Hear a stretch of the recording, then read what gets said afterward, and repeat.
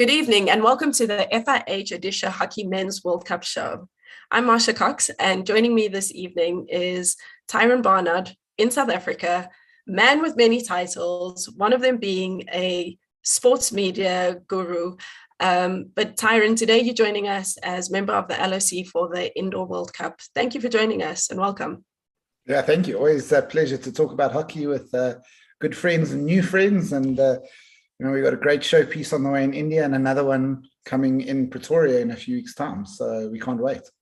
Yeah, indeed.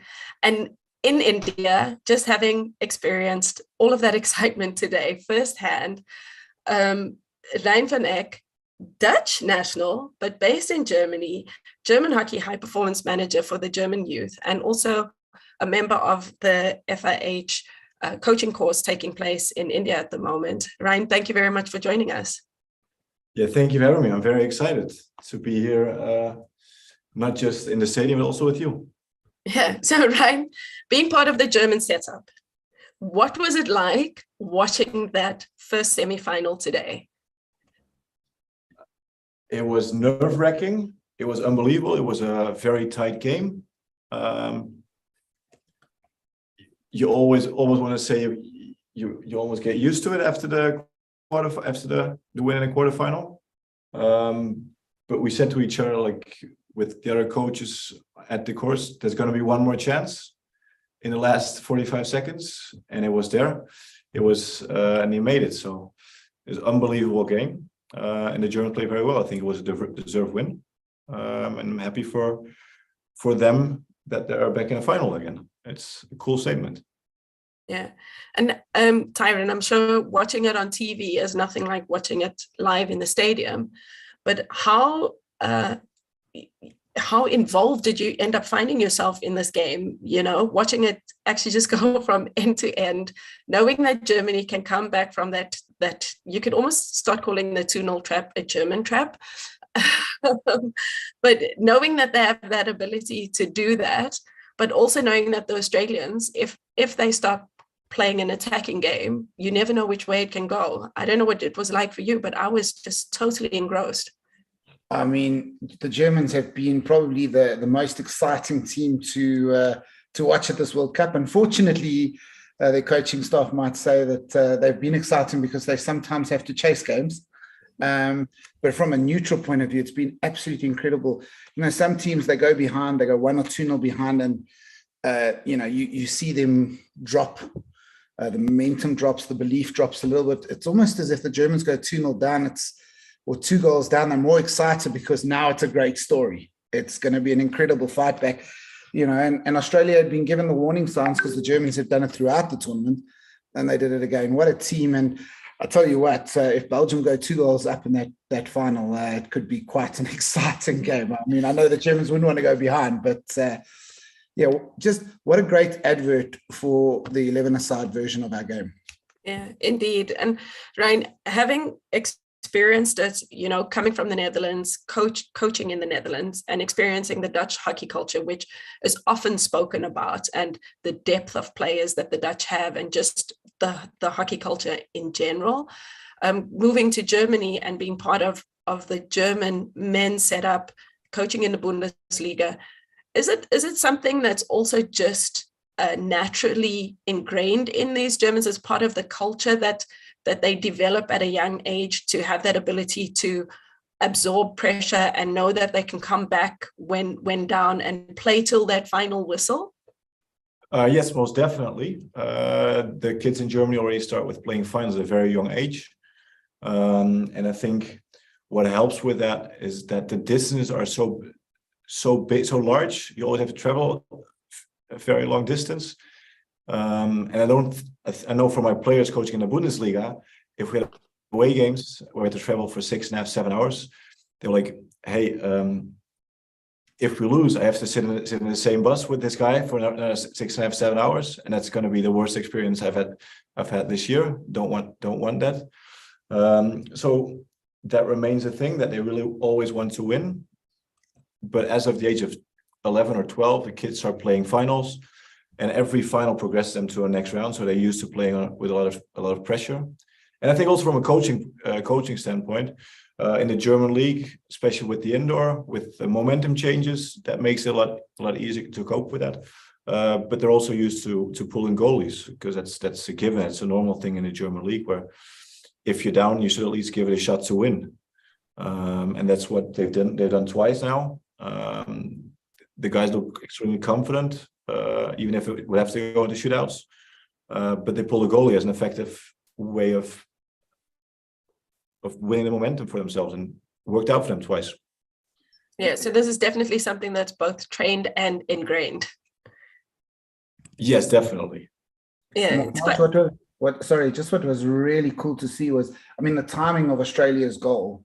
I think at that stage you had just under 120 seconds left on the clock. I mean, when you concede a goal that late in the game, that's a sucker punch for anybody. I mean, you know, being South Africa and following the South African team, we saw it again when we did it against France and Argentina. We saw it in Nations Cup recently. It is very difficult when you concede a massive goal that late to not just come out and equalize. And I mean, of course, we know Germany have a great history of being able to score some late goals with minimal time left on the clock. But I mean, that they came roaring back, Gonzalo getting his hat-trick, and then the fact that I pretty much, when he scored that, I was getting ready for the shootout. Mm-hmm. And that they still found the winner. I mean, it was breathless. It took a few minutes, maybe even an hour or so to truly recover. And I'm sitting half a world away watching it just on TV. So I can only imagine what it must have felt like being there in the stadium. The stadium exploded. You can't even imagine. And everyone was really cheering for the Germans at a certain point, because they were so controlling and so dominant in the game. It even felt like they weren't cheering as loud when the Australians scored the 3-2. So it was amazing at the comeback. It's unbelievable how the Indian fans are cheering, and how they are crazy about hockey, regardless who plays. That's really great to see. I think Australia would be really, of course, any team on the losing end, like the Netherlands, and we'll get to that in a second, will be very disappointed. But if you look at the way they allowed that game to slip out of their hands, they had the opportunity. In our previous show, Charlie spoke about how often the teams have that opportunity to just turn the knife and get that third goal. We had the counter attack, that fast break, where Matthew Dawson made the intercept, and he had the fast break through the middle of the field, and Australia missed that opportunity to score that third goal. Do you think that was probably a game changer for Germany, that gives them the opportunity, that says the 2-0 we can still fight back from? Or do you think if it was 3-0 behind, it would have been a little bit tougher mentally and physically for that German team? That's a tough question to ask, because the Australians were very efficient. Yeah. Like, even if they would have scored that one, then they simply would have scored pretty much every shot they had. They were so efficient, so they had such a huge threat in their offense. But at the same time, the Germans had 13 penalty corners. Yeah. Okay. So they must have been very confident that they had enough opportunities to win it. Yeah, indeed. But Australia can be proud indeed of their efficiency on their fast counter attack. The first half of the game, quarter one and quarter two, I thought that they were really good. Brand was really good. He was solid in the defensive PCs. He was really effective in the attacking line. And then, Germany came out in the second half, and it was a different team, because it seemed like the tables had turned and they had more control of the game. And the longer it went on, the deeper Australia seemed to drop. Gove was missing the chance on the second post, that high ball. These are things that normally you would see him finish. He's the type of player that can make those chances. But wow, it was an exciting game. Yeah, look, I mean, and the one thing Australia have been really efficient at in this tournament and in previous tournaments, we've seen it in Pro League, is their penalty corners. Obviously, they didn't have as many as the Germans today, but the fact is the Germans were able to stop them at their dangerous. I mean, Hayward he scored and Blake got from the penalty corner, but it was 2 from 6, I think it was, if I remember correctly. The Australians pride themselves on a 4 from 6 kind of conversion rate, and that wasn't down to poor execution from the Australians today. That was down to fantastic defensive work from the Germans. Yeah, indeed. Tyron bringing out the stats, the accountant in you. Always good. Always good. 7. Always good. One more question about Germany then, and then we'll move on to the cracker of the game we just witnessed. But we saw Payet scoring a hat-trick, really crucial. He's added a lot of value to the team. Will we see perhaps some variation in the penalty corner attack? Of course, you don't change what works, but do you think that this is something that Germany, considering that 13 penalty corners, would also want to consider going into the final? I think so, because they were the first to really start playing variations early in the tournament, where everyone else was still shooting and had low percentages. The biggest threat with the Germans is that they have 3 guys who can shoot from the top. So yeah, I would expect them to play some variations. Yeah, well, it'll be a very exciting game. We know that they have also really exciting players. Velen also being crucial in the attacking phase of the game, especially in the second half. And then their captain, Mats Grombusch, he's a player that seems to be very solid, very calm, very collective. For me, he's a player that's also stood out. He's the player that seems to hold it all together when things tend to crumble. Is he that player that holds the team together like it comes across on TV? Mats is a leader. He really holds all the players accountable. And the good thing is he's a very steady player, so you can always give him the ball. And I think that gives a lot of team confidence for his team player for his team members. And playing with his brother makes it a lot easier, I guess, to be the leader of this team and to bring them to certain places. So yeah, it's good that you see it on TV as well, because that's definitely the kind of person he is. Yeah. Yeah. Well, I'm looking forward to the final. Germany versus Belgium. Who would have thought, after seeing the Netherlands take the lead twice in the game? Yeah, Tyron, what was your take on that intense semi? Yeah, there's this cool calmness and class around Belgium that, at no point do I think they were ever really panicked that they went behind. And I know they've lost to the Dutch before, and I'm definitely not trying to discredit the Dutch, but this is what comes from winning Olympic Games, winning World Cups, is there's belief. There's belief that even though we go behind, we're still in this game. And I think, you don't see that from some of the other nations ranked a little bit further down the tournament. When they go behind, they lose that belief. And I say that because I've watched a lot of the games where I think teams are fairly evenly matched and they go behind and they just don't have that extra step up. Belgium do. They're a special team, but they were made to work incredibly hard. I think, with Alex Hendricks out, other guys are having to step up at penalty corner time. We saw Tom Boone do it well today. And of course, in goals, they have one of the great goalkeepers in world hockey. I mean, that one-on-one that he saved early on in the second half was sensational. How his decision-making, he didn't go down early. He made himself big. I mean, it's textbook. If there's coaches probably watching that, clipping that and taking it home to show a keeper how to defend one-on-ones.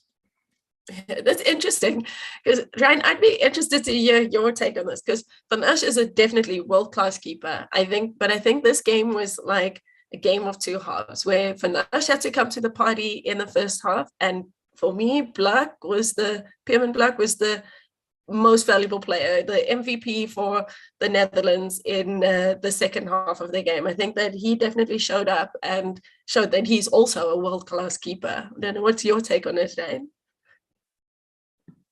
The goalies were amazing. I think the Dutch were so incredibly dangerous. They play with a different kind of speed.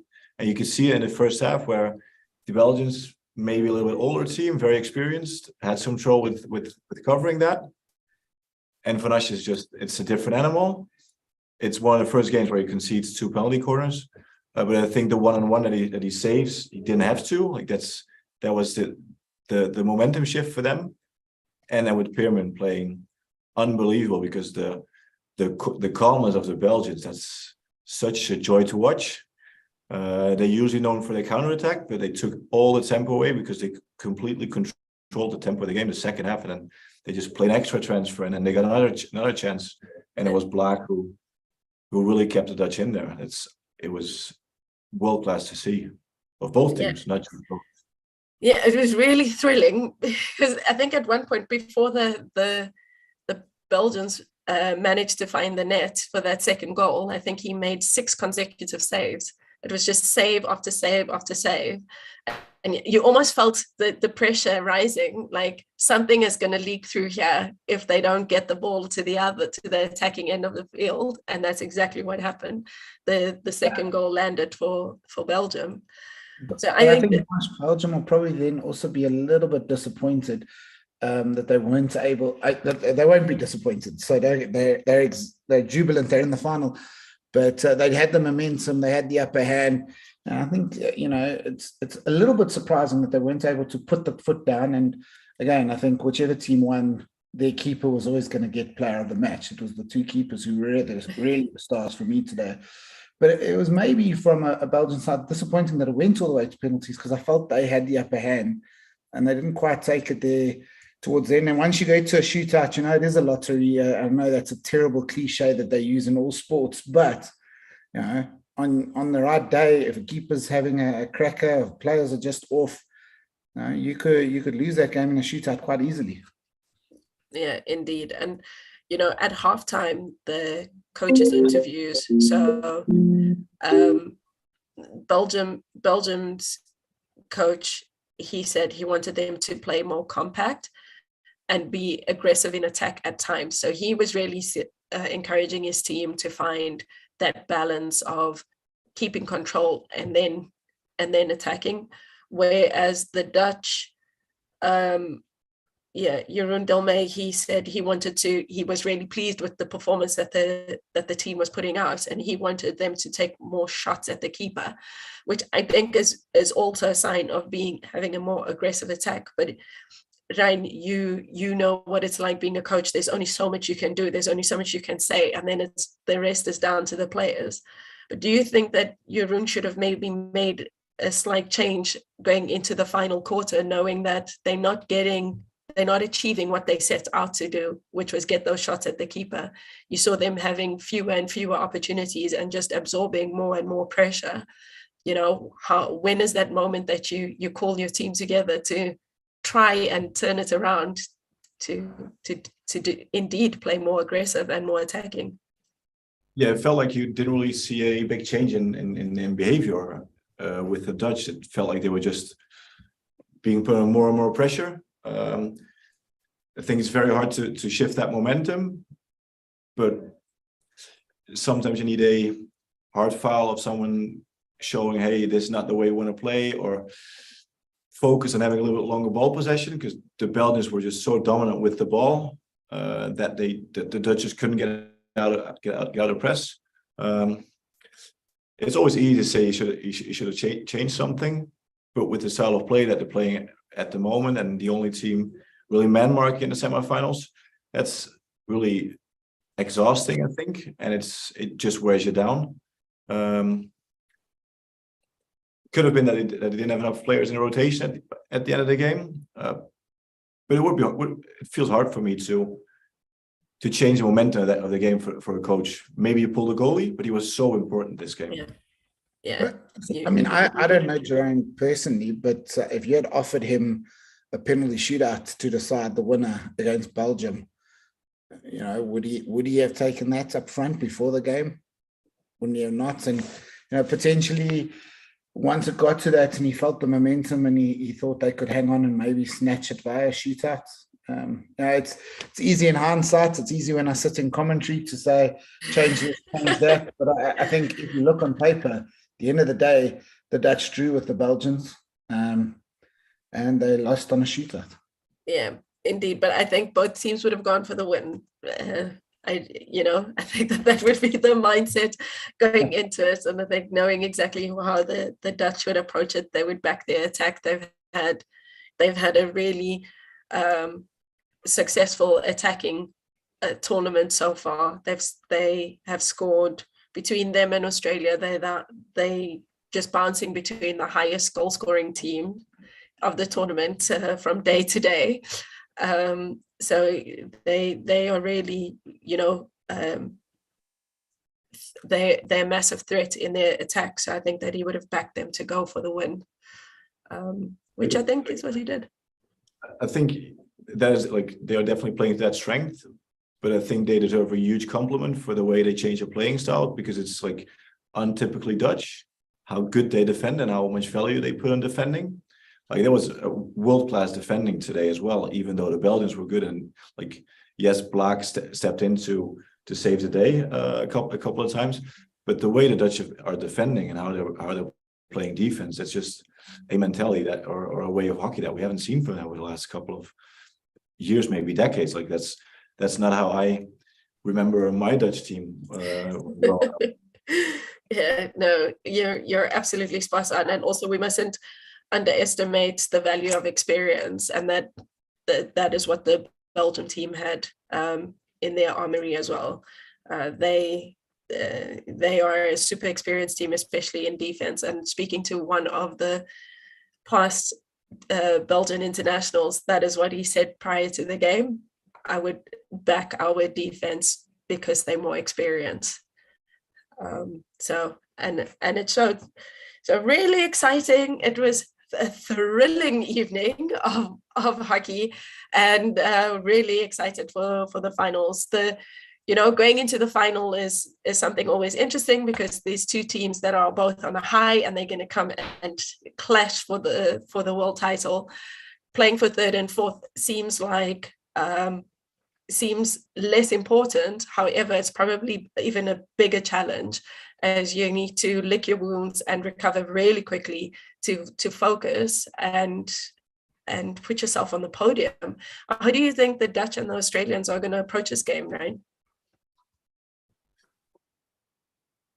They're probably dealing with a different level of disappointment with the Dutch being a very new team, really switching it up and making it to the semifinal after losing in the quarterfinal at the Olympics. That's a big step they made, and especially the way they played. So yeah, you definitely want to go in with a medal. So you want to show the positives as well. And I think it's easy to show that. And the Australians, they always give you a hard fight, and they take every game as if it's a final, whether it be the group game against France, where they smack them around and beat them 8-0. You know what you're going to get from the Australians. And I think the good thing with the Dutch is that they've shown throughout the tournament how, with what kind of mentality they're on the pitch. So it's hard because the players don't want to play the game, and you just lost everything that you came here for. But I think they'll be fine for different reasons. And they got amazing coaching staff, so I'm sure it's going to be a great game. Yeah, end-to-end stuff in store for us on Sunday. Tyron, before we start heading to wrap up the show, let's talk a little bit about the Indoor World Cup. In just 9 days, we'll see the start of the first World Cup on African soil, an Indoor World Cup that brings 24 nations together. How has the experience been building up to this, and how important is it for South Africa to host this Indoor World Cup? Yeah, I think Marsh thinks I think it's important for the Indoor World Cup to take place. Obviously, COVID caused the original postponement in 21 and then the cancellation in 22. And, for indoor hockey as a credible option of the sport, it needs its showpiece, and this is its showpiece. So I think it's great. I think that one of the challenges that has come is obviously we haven't had 3 years to prepare for it. We've had essentially 6 or 7 months.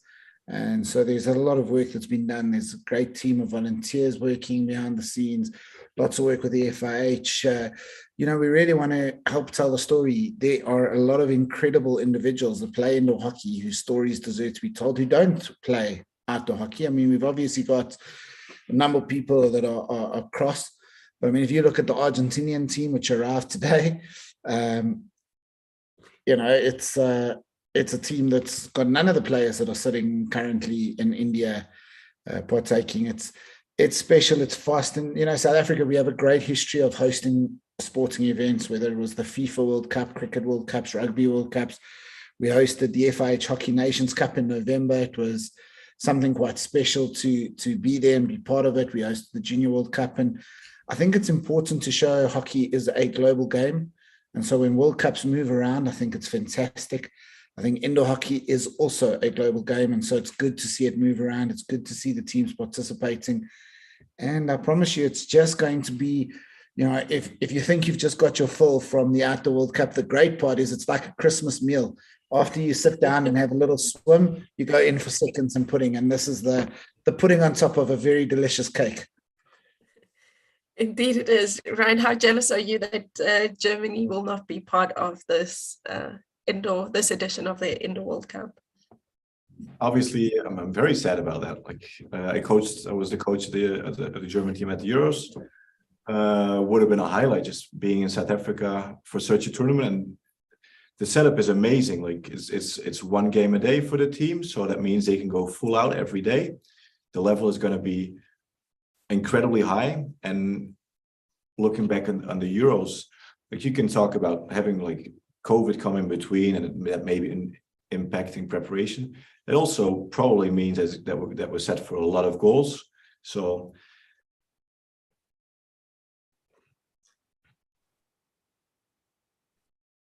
we seem to have lost Ryan.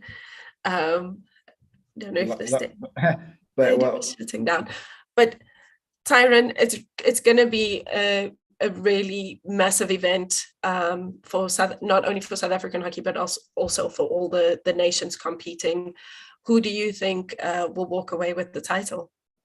Look, obviously the outright favourites for the men are Austria. They come off the back of winning the European Championship. They're a very, very good team with really dangerous goal scorers. They're able to score goals from ridiculous angles. The penalty corner is such a good arsenal. I think the Dutch, Tiggs knows the conditions in South Africa well. He's bringing the Dutch team out, has quite a good bit of experience in that team. I think those are probably your two front runners in the men's game.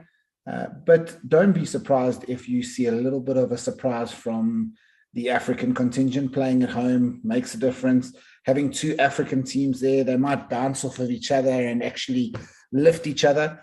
We just have to look back at 2018 when Australia and Iran made it all the way to the semi-finals. The indoor hockey offers a dark horse an opportunity. There's not a lot known about teams like New Zealand because we don't see Oceania Cups. They played Australia behind closed doors now, so nobody really knows what happened there, how it went. So it's going to be exciting. It's going to be riveting.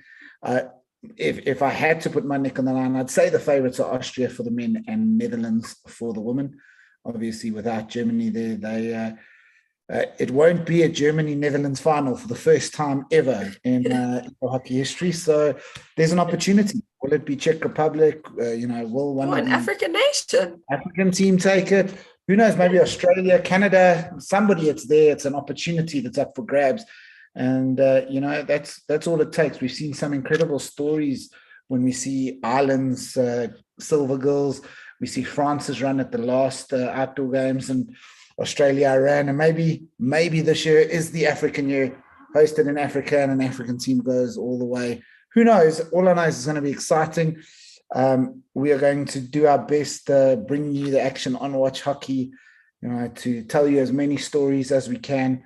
I'll be part of the commentary team. I'll have Marsha popping in every now and again to give her thoughts. So, it's going to be a world-class production. We want to give you a great story because it's not a South African tournament. It's a South African hosted world tournament. And so the feed will be world-class once again.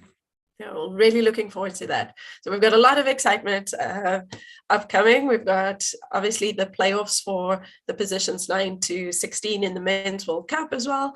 Don't forget about that. And then, of course, the finals. That is going to be the ultimate. And then just a few days later, the kickoff of the Indoor World Cup. Really looking forward to all the excitement ahead. Thank you very much for joining us this evening.